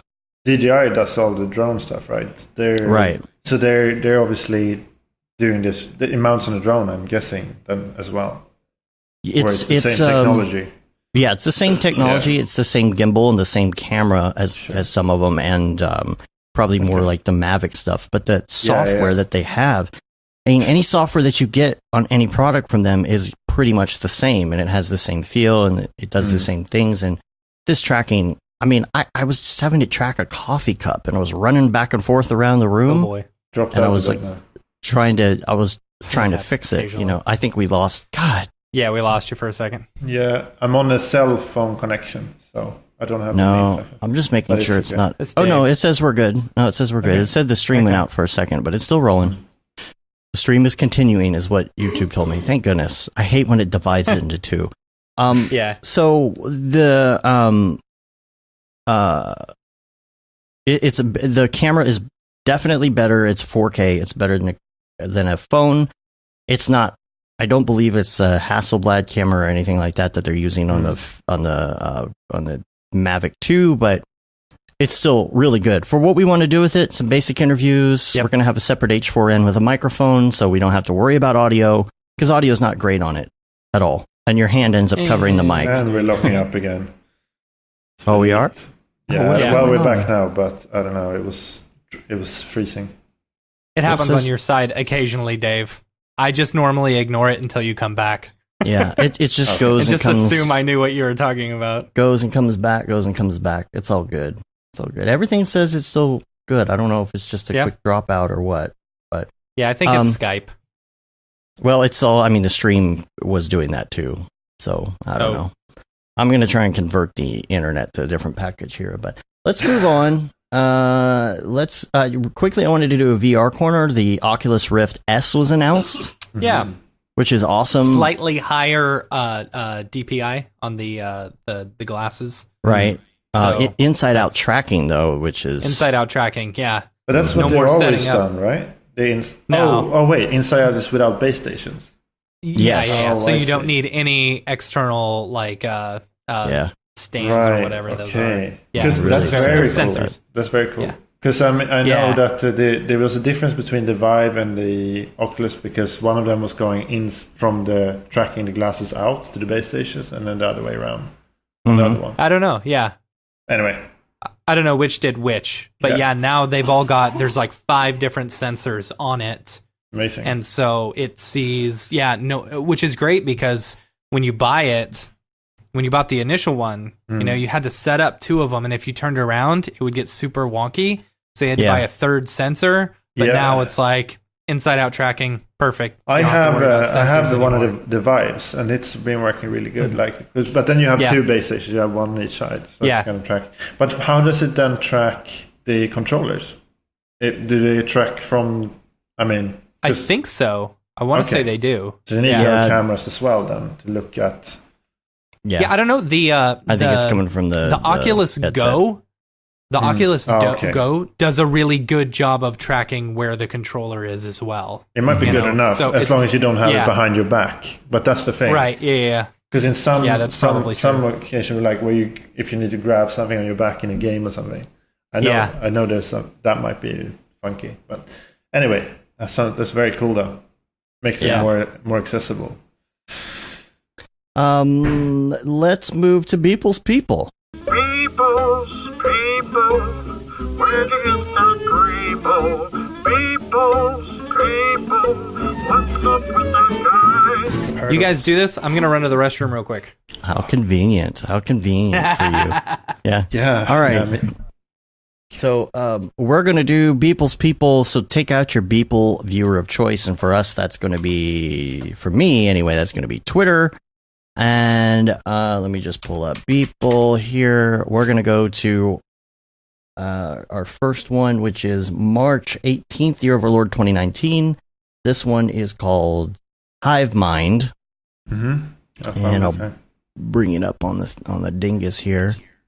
Now, this one to me is kind of interesting because I feel like there's a drone war or a mech war or something about to happen, because I'm guessing that these guys are the size of the big Beeple's People. And so I think that... So, big people? So they're giants? Yeah. Okay. Yeah, I think these are. I mean, we don't have a Beeple person for reference to really know if it's a big or a little Beeple's People, but I feel like there's some sort of big war about to happen with some sort of robots. It definitely looks like some sort of pilots or something like that. And it's called Hive Mind. So they're linked together. These aren't humans inside of, They're real crowd sim. They're all working together. Yeah. Like the Borg or something, So, I don't know. That got me interested. That got me real interested. Okay. Obviously, a lot of clones, a lot of render instances, probably. Cell shading as well. Yeah. Okay, Matt's back. I can get his opinion on this one here as well. Hive Mind, Matt. Deal with it. Well, there we go. I was trying to unmute. Hive Mind. That's pretty. Okay. Yeah. So what about it? What size are they? What like size everything are they? People does. What size are they? Are they the big Beeple's People size or the little Beeple's People size? I think they're the big People size. Because anytime they're building some sort of human-esque, thing, it's a big Beeple People. Also, we're looking up at them, so we can kind of assume that they're big. Right. Or that he wanted to say that. So. And it's called Hive Mind, so we're thinking that this is some sort of Borg situation or something. The Borg are the best. The Borg, or whatever the aliens are called on the Orville. Oh, is there the machines? Is there a Borg? Just you wait. That episode that I told you about that blew my mind from the aspect of like the fighting scenes and the space fighting scenes. Drunk Dave's coming out again, talking about the Orville. Let me tell you something about the Orville. Yeah, so is it the first or second? It's the second episode of the Borg-like episode of this season. that just had the space scene that absolutely blew my mind. Is the best space scene I've ever seen on network TV. So yeah. Have you guys seen? It's slightly unrelated. Have you seen the Love, Death, Robots show? Everybody's talking about it. It's on my list. Yeah, it is on my list too. I recommend that. Is it on Netflix? Yeah. So what's the premise? Nick just told me the Borg are not the best. They have no concept of the best. They are all perfectly equal. So okay. As for the premise, it's just a bunch of short films, basically, all animated. Oh, they're short films. Yeah. So they're not connected really, but they're really really nice. Different styles on each one. A lot of cel-shaded ones and some more realistic ones. Really cool. I recommend. I'm gonna have to check that out. I finished watching the Romanovs on Amazon Prime this week. I don't know how I feel about it. Good series. I'd say worth watching for sure, but I'm just not sure where it's going. I can't figure out where it's going yet. But it's very good for Amazon Prime for their series. I think Amazon Prime series are really going somewhere. But all of these services are doing quite well now, I think. The star power that some of them are getting is a big thing for me, and the budgets. Have you also seen the Neil Blomkamp's stuff, the Oat Studios? They've been doing a lot of. They're on YouTube. They're also like free short films that they put out, and they're crowdfunding these as well, which is pretty cool. A lot of sci-fi stuff, but really interesting, worth checking out. A lot of his usual, like, cyborg-esque things. Check them out. Okay. As well. Cool. Let's see. The next one, March 22nd. This one's called Mushroom Kingdom. Oh, I love me some mushrooms. Not Mushroom Kingdom in the Mario sense of the word either, I don't think. No. If it is, it's a very dystopian Mushroom Kingdom. Well, they obviously realized here that they can use these as satellite antennas. Kind of tune in. Oh, I like that. That's I like good. that. Yeah. They used the natural forms of the mushroom to tune in the TV signals. Oh, man, that's good. So, okay, but notice the outside, they're like almost like peeling off the outside, It might just be part of the mushroom. I saw a really weird... Yeah. No, I saw a really weird thing on Reddit the other day about someone who made a wallet from pieces of a mushroom, right? Maybe they're harvesting these as like making to make wallets, leather or making clothing or something like that. I'm sure like there's so many different types of mushrooms as well. Like I saw some, I don't remember, it was on Joe Rogan. There was some mushroom guy there as well. I don't know if you've seen that episode. I haven't. I haven't seen that episode, but that sounds about right. He was wearing a hat made of mushroom. Oh man. So I'm sure there are other things too. Maybe these are definitely instanced. They have the same tear on all three of them. Of course, yeah. Save that time. Yeah. Yeah, right? And you got the small one there that's knocked down, too. That's kind of interesting. Yeah, it wasn't big enough. Yeah. It wasn't going anywhere, that one. And look what the people are wearing, too. These people almost look kind of medieval. Yeah. No, so the question becomes, are these because we don't have another big or little people's people for references? Well, I mean, you got the mushrooms for reference size. So these are the little people. Are they, or are these big people's people with oversized mushrooms? Hard to tell. I guess those are okay. Relative. So you're saying that these could be big people with even bigger mushrooms. I mean, size is relative. Could be. We don't know. All right. We'll have another reference. Okay. I don't know. All right, let's go to the next one now. Owl Moon. This is March 24th. Owl Moon. Yeah. It's what it says on the package. Moon and owls. The interesting part, though, is what the owl is holding. Oh, yeah. Holding a pig. A pig. So that is a big beeple animal carrying a normal size small beeple pig. Maybe. But what size are the people in relation, though? That's my question. I mean, that looks like a normal size pig. Yeah, that's a good point. I mean, but look at the pig compared to the people. See, I think he's just messing with us now. He's like, let's throw off scale on everything. Yeah. He's going to have a new render in like the coming weeks called What's the Scale or something like that. What's the scale? Oh, jeez. Unscaled or something. Yeah. Yeah, I mean, the moon looks quite big. There's 2 moons too, as well. Yeah. Let's not miss that aspect about it. So it's one this of those might other not be worlds. planet Earth, really. Yeah. It might be something else. And you've got all these people with like he's doing all the peasants and the he must have gotten a good kit bash. Must have gotten a new pack, yeah. All the medieval people, the medieval kit bash pack. Yeah, that's awesome. But I don't know what these owls you are know it's doing. medieval when they're holding a flag and standing on a mountaintop. Of course, Do you have a flag? Are you looking out into a big landscape with a flag? Then that's how you know you made it. And these owls, though, that's pretty scary. I wouldn't want to be around these things. Eat you alive. True story. It's funny. Oh, no. All right. Well, before we go, we have something that we do with every guest that's on for the first time, is we do something called Brograph Recommends. Mm-hmm. And so we're just going to get right through it here and ask you some of your favorites. And number one is, what is your favorite movie? Oh, it's hard. Yeah, I don't know, actually.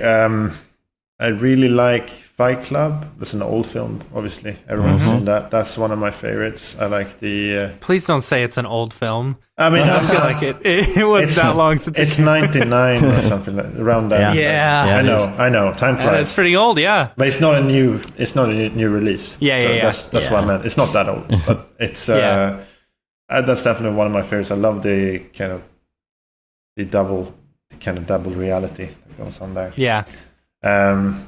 Recently, I mean, I've been watching. I just now this weekend finished a series called Sharp Objects. Pretty good. Oh yes, that's great. Sharp Objects is great. It's based on a book, right? I'm not sure. I think it was. I forget who wrote it, but I'm one of those people that never had read a book in my life. I'm the same way. I don't read books. I don't like reading. I listened to a couple of audiobooks, but not recently. Yeah. Let's see.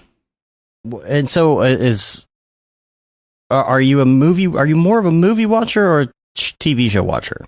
I'm up for anything. Yeah. I watch a lot. I mean, I'm a big fan of the Alien film and the Blade Runners and all of this stuff. Like all of that stuff is classics that are like I'm always gonna keep looking at. But I'm also the kind of person that can enjoy something that is on paper really shit, and I can just appreciate for what it is. I'm not gonna tear it apart if it has like a slightly broken story. I can appreciate this for the visuals, I can appreciate it for the story, or maybe breaking certain points, but I'm not there like judging it. I'm just like there to enjoy, have a good time. And if I'm not doing that, then I don't see a point of, I don't know. I'm trying not to destroy them for myself. But I like Sharp Objects is basically a TV show, I guess, right? Yeah. I mean, it's on HBO. I don't think I know Sharp Objects. Yeah. What's that her one name? Is a good one. Amy Adams, is that her name? Hot Pam from The Office. Is it her? Is it? No. Yeah. It's not her. It's Hot Pam. Amy Adams, yeah. Yeah, she was Hot Pam on The Office. Oh. Was she? Yeah, she dated I don't Jim. remember One that. episode. Okay. Oh, okay. Yeah, she was on, I don't know, 1 to 3 episodes, something like that. This is the American Office, right? We're talking about. Yeah. I love that show. That was awesome. I used to watch that a lot back in the day. Yeah, she was on like season 2 or 3, I think. Okay. But yeah, that series is great, and I think it's based on the book. I don't think there's going to be a part 2 to that series or anything. I think it's a one-time thing. I do recommend that one if you haven't seen it yet. The Love, Death, Robots. That's something I viewed recently. Which is really good. So definitely check that out. That's a good recommendation. What about music? What do you listen to while you work? Or yeah, it varies. Like a lot. I listen to a lot of like SoundCloud mixes and different. A lot of hip hop and stuff like that. Sometimes I listen to more ambient stuff like Boards of Canada and that sort of vibe. You do the chill hop thing? Yeah. Exactly. Yeah, I like that chill hop every once in a while. Calms me down. Yeah, it's good background stuff when you don't really want to get. I don't want lyrics too much. Always when I'm working, because then I start listeling to the lyrics instead of thinking about what I'm doing. So yes, that's exactly. Me too. What about? Anything else? There's. When we're talking about music, I can recommend a really good pair of headphones that I bought. I've had them for about a year now.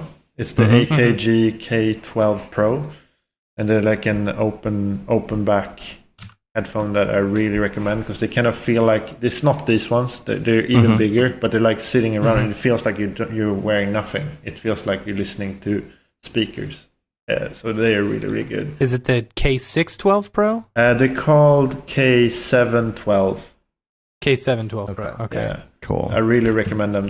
I bought them because I went to, I think it was Us by Night, and I was there, and I was in the hotel, and this guy, the sound designer, really talented guy, he goes under the company name Ecolab.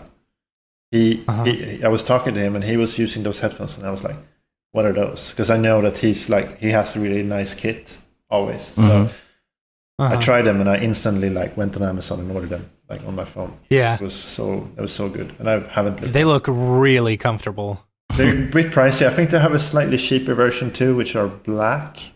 These are red. These ones are $365. Yeah, they're not super cheap, but they're really good. I think there's another. Yeah, there's the K702. They're slightly cheaper, but that sort of family of headphones, I really recommend. The soft pillowy. Yeah, it's like a pillow. It's super comfortable. They remind me of the old ones from the 70s or 80s or whatever. You know, like my dad is a real hi-fi nerd, and he bought some really nice headphones, and I was like some Sennheisers, massive ones, and I tried those, and I was like, I want something that is this comfortable, and I don't care if the sound is that good, because I listen to MP3 quality sound on SoundCloud, so it's not that a big deal, but those ones are really nice. I recommend them. So. And what about? Do you listen to any podcasts or anything while you're working, or is that too much? I find it. Yeah, that's the thing. I find it distracting listening. Sometimes listen to. I've been listening to sometimes I've been listening to and it's a bit much. Sometimes it's a bit too much to listen to, and it's a bit American, a bit too American. It's this impact theory, which is pretty good. I do a lot of interviews with entrepreneurs and different successful people. Oh, cool. It's pretty cool. So check it out, but don't blame me if it's really, really American. A little bit too much sometimes, but it has some good information if you can sit through it. Yeah. And when you're listening, good. Oh, I was going to say, when you're listening, are you listening on Spotify? Or are you listening on another service? Or I usually just go through the web browser. Yeah. Yeah. Oh, you said SoundCloud too, but I've been having weird issues with, I have the Bose Quiet Comfort, of course, 35s, which REF just got for his birthday. Is this the sound silencing one, or sound canceling ones? Yeah. Yeah, but what I've been noticing, because they are such a good pair of headphones, is I'll be listening to Spotify and I'll start hearing a lot of garbage noise. In there because of the compression. And I've actually gone back, because there's a selection to have high quality sound or kind of I've had that on since day one. Yeah. Always download high quality. I have too. And there's download high quality and there's stream high quality as well. If you really want to up your audio game, then you should look at the there's this ducks that you can get, headphone ducks from my dad has this one. What's it called? It's called Hugo, I think, or something like that. It's a small headphone jack, quite expensive, but they basically interpolate the sound waves and filters the different between them. And that's nice. It's such a big difference, even with the crappy source. If you're listening to something that is super compressed, it upscales it. Interesting. It does a really good job of it. I'm very impressed. It's almost like I've been listening, and it's almost like they're It's well, here's what it does, because it is basically lower resolution audio. Yeah. Your brain, when you have that low resolution of sound, is having to fill in the blanks, essentially. And there have been studies done actually that prove that it is a strain on your brain to have to be listening to that. And that is so true, because like when I listen to that duck, often when I get back to just listening directly with the headphone directly into the computer, I felt like I got fatigued by listening to it. And now I'm used to it again. So I don't want to get back to listen to good quality sound again, because then I have to buy one of those. Yeah, and it's very weird, because like you will be sitting there, and when it gets real scratchy, especially on cymbals, you can hear a lot of the compression in cymbals, and so it'll make your brain kind of hurt, and like it's like it's using more cycles in your brain, essentially. You know, and filling in the blanks. Throwing more samples at your brain. You've got to throw more samples at it to relax your brain. And when you're trying to concentrate and you're trying to work on things in the back, and then in the back of your head, something's not right. Like I've noticed that things aren't sounding right. And I've actually gone in, and it's like it starts downsampling and forgets your settings. And I'll turn off the high quality and turn it back on, and all of a sudden everything will sound so much better. And I'm like, there it is. Like you feel this relief almost that it sounds better because you have the high quality on. Yeah. You know.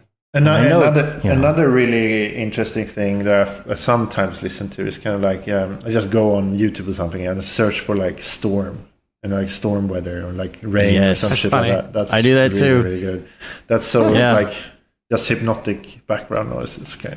Or I just turn off the audio and just have no head sound in the headphones, but I still wear them so I don't get bothered by people. I've done that before. I'll turn on the noise canceling and I'll just you know.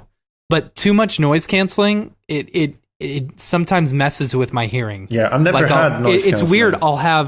I'll get ringing in my ears for a couple of days afterwards. Yeah, I believe that. You know, if I leave on the noise canceling. Maybe you should just put on noise instead. That's what I do. Right. It's the inverse. Well, it's like it's weird. It's the like you can tell when it's on. You know, even when you're listening to music and stuff, you just it's like I feel this pressure in my ears or something like that. You know, and it's like if I'm on a long flight or something and I'm wearing them the whole time, because I'll just turn them on just so I can like take a nap, and I'll wake up with a really bad headache and ringing in the ears. Oh, really? Yeah. Be careful with that. But that's just me. Well, Air has that song called La Femme, I think. And it starts out with rain. It's a super chill song. It starts out with rain, and I love it because it's I don't know. I don't know what it is about rain and thunder. Sometimes if I have my sound system cranked up with the sub and everything. Wind with like leaves blowing in the wind is kind of a good sound too. It's super relaxing. Yeah.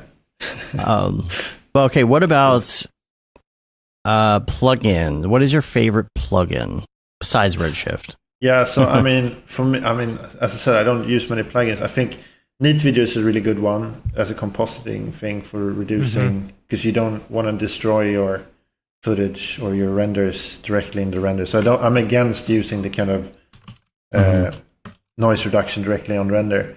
But that's a good one. PureRef is not a plugin, but it's a tool that I use a lot. And then Deadline, even if you don't buy it, if you can download it and use it as an individual with a couple for like 2 computers. Yeah, it's definitely something worth doing, because if you can set up your environment to where you can, when you have a task that you otherwise would just sit and look at a progress bar, you can just distribute that, speed things up. That's something that Deadline can help you with. So. And that's good for like multi-threading tasks that aren't multi-threaded too in some cases. So that can be, even if you're just using your machine, it can be useful to kind of distribute these tasks on to maximize. That's true. I didn't even think about that.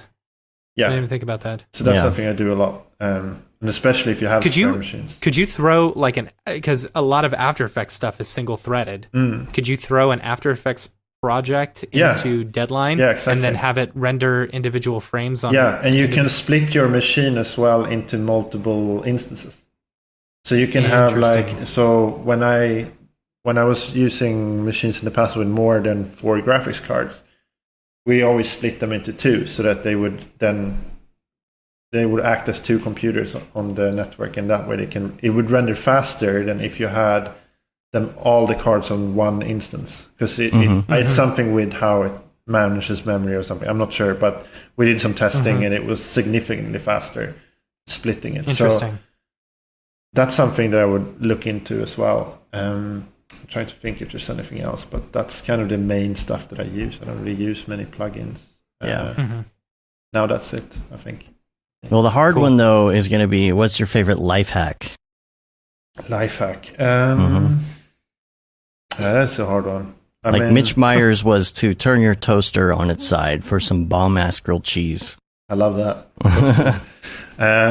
Skip breakfast. What I do. I agree. I agree. Yep. Same thing. Skip breakfast and lunch. I like to have a shower in the evening before going to bed so I can sleep longer. Good idea. Okay. Then I have coffee on the way to work, so I don't have to waste time when I get to work to do that. Make some, yeah. I don't know. It's not really life hacks, but it's just what I do. Skipping breakfast, man. Skip breakfast. I haven't had breakfast in many years. Like, I do it sometimes in the weekends, but then it becomes kind of lunch because it's a bit later. Right. Yeah. I normally I've been doing that a lot lately. I've been kind of on this. Been trying to get to my NAB weight, so I've been on a diet for the past month and a half. So you're doing intermittent stuff. I'm gonna be on camera, so I gotta look thin. You're on camera every week, but okay. I know. But you don't see my body. Gotcha. Anyway, gotcha. Yeah. So I've been doing the intermittent fasting, where basically you just skip breakfast, or you only eat for 6 hours out of the day. For the first couple of weeks, it was kind of hard, but now I'm so used to not eating breakfast that it doesn't even faze me anymore. I tried that too. I tried to I already wasn't eating breakfast. So I was probably technically doing it already, but I tried to push it even further, where I wouldn't have lunch until much later, just to see if you would gain more energy, because I heard people get more energy from it. That was kind of what I was going to try. And I did it for a while, and I can't tell. It wasn't significant enough to where I wanted to keep going with it, but it was. I might go back trying that again. I don't like to eat until I'm to the point where it's okay if I get a little sleepy, because when I do finally eat, I get tired. That's the thing. I mean, I'm a vegetarian, so I remember when I was eating meat, it was even worse. Like, meat really slows you down even more. Yeah. But now I haven't had meat for 13 years, so. That's not really an issue.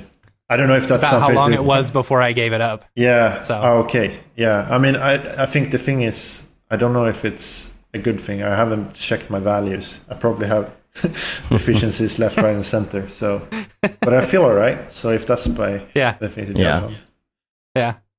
I'm thinking about going to adding some, doing full days of IF at this point, because I've stalled out a little bit, and the couple times that I've tried it or accidentally done it. There's some days, because I'm in ketosis as well, and I'm doing intermittent fasting, I will forget to eat. And the next day I'll be like, oh, I didn't eat yesterday, and I'll notice a significant weight drop. And so I'm thinking about throwing in a day or two every now and then as well. Yeah. I mean, it's probably healthy to do regardless, I think. I don't think we were meant to have this constant flow of nutrition, like we are. Especially now that we're sitting in front of computers instead of hunting. Absolutely, yeah. So it makes sense in a way. Yeah. But skip breakfast. That's an easy one to start with. That can be your gateway drug to fasting. Yeah. Yeah. Cool. Well, I think we're going to get out of here. We really appreciate you being on. We got your website here, panoply.co.uk.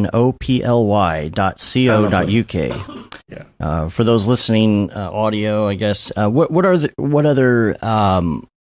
other places can people find you online? I mean, Instagram and. Yeah, I have an Instagram account which is S Holmedal. I haven't updated in a while. Panoply has their own Instagram as well. And I have my website, simonholmedal.com, which has some of my older work as well from ManV, and also a collection of interviews and old presentations and stuff. So if you want to check that out, you can do that. Cool. That's it. I don't really have much of a social presence in like social media, but people can check out your stuff online and see some of your experiments and some of your and then projects. You can also probably find my old Grayscale Gorilla tutorials. I looked them up. They're still there. Oh, really? Okay. Yeah. Nice. Don't look at them. I've changed it. That was like 10 years ago. No. Your hair's changed a bit since then. It changes all the time. I never look the same. Like every picture someone takes of me looks completely different. It looks like different people. Funny. So I don't know why. Funny. Yeah. Anyway. Yeah. Cool. Well, you can rate us on iTunes, leave a review. You can also subscribe on your podcatcher of choice. Helps get our ratings up. You can subscribe to our newsletter, which I would say, don't worry about that right now because we're going to have a new newsletter to sign up to next week. And you can say you've been there. Go ahead and take that time and go sign up for the Camp Mograph newsletter. And Mograph.com newsletter. And which Mograph. That hasn't gone out yet, but it will soon. You can say you've been there, done that, got the t-shirt with the No Brograph, No Mograph tee, which is also going away. You've got that's vintage. That's vintage. I don't think we'll take down the shirts right away, but all right. We've also got the limited edition Gaten D. Simone shirts, which will actually be limited edition going away because anything with Brograph is going to be discontinued. Also, we will have some Mograph shirts that we'll put out there as well, so you can grab one of those before NAB. No Mograph, no Mograph? No, yeah. If you go to the secret shirts section of the Slack channel... Oh, we didn't talk about the Slack changing over, did we? Yeah, we should say that if you... So for those who are super confused who are on the Slack, go to... it's all spelled out. Mograph.com. No dot. So mograph.com.slack.com. Right. It's not brograph.slack.com anymore. So if you're confused... So we've changed the whole Slack over... so if you're confused and you're like, oh no, they banned me. That's what Casey said. Casey Hupke was like, did I get banned? I'm like, no, you didn't get banned. No. So just go there from now on. Yeah, just go there. Check that out. Everything is kind of converted over, but we're going to, we're not going to change the link to the podcast or anything like that as far as your feed. All that's good. We're just going to change all the settings on it, which I've already changed. So it's already set. I noticed. That's funny. So that's good to go for next week. I'm trying to knock out all these things. It's so busy. It's going to be like less work to be at NAB than the build up. Yeah, right. I'm ready to take a break and go to NAB. So that's about it. We're going to get out of here. Again, appreciate having you on, and thank you. Yeah, anytime. All right. Well, we're going to take off. I'm Dave. And I'm Matt. Simon. Have a good one. Bye. Later, bros.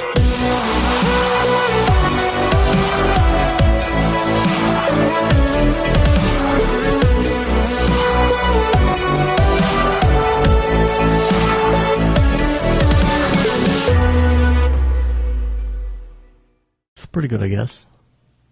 Brograph.com, an online resource for learning Cinema 4D, After Effects, and other motion graphics tools specifically catered to help you prevail as a motion graphic designer. What's up, bros? Welcome to another Brograph motion graphics tutorial. With tutorials, plugins, and now a podcast with tens of thousands of listeners worldwide. Yeah, it's a great community to be part of. We give you professional time-saving tips, industry news, interviews, shortcuts, and lessons that help keep you current in the world of motion design.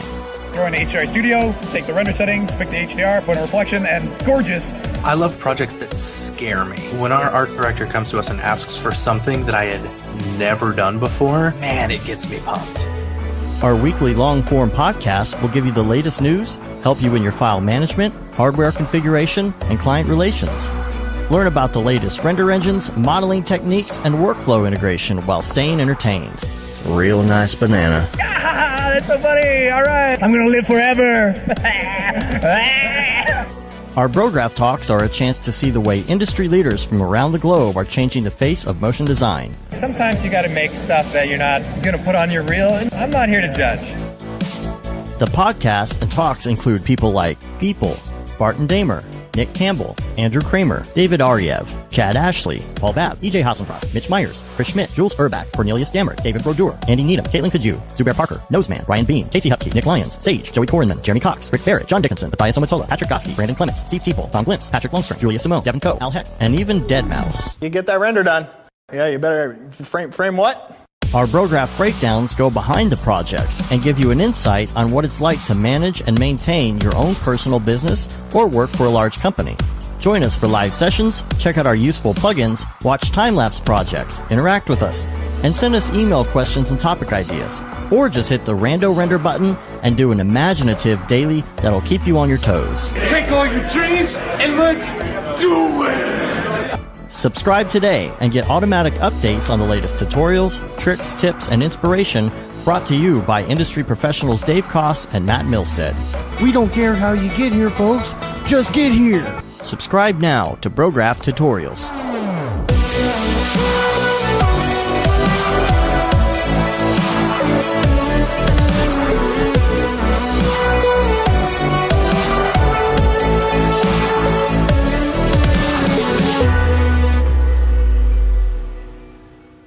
It's pretty good, I guess.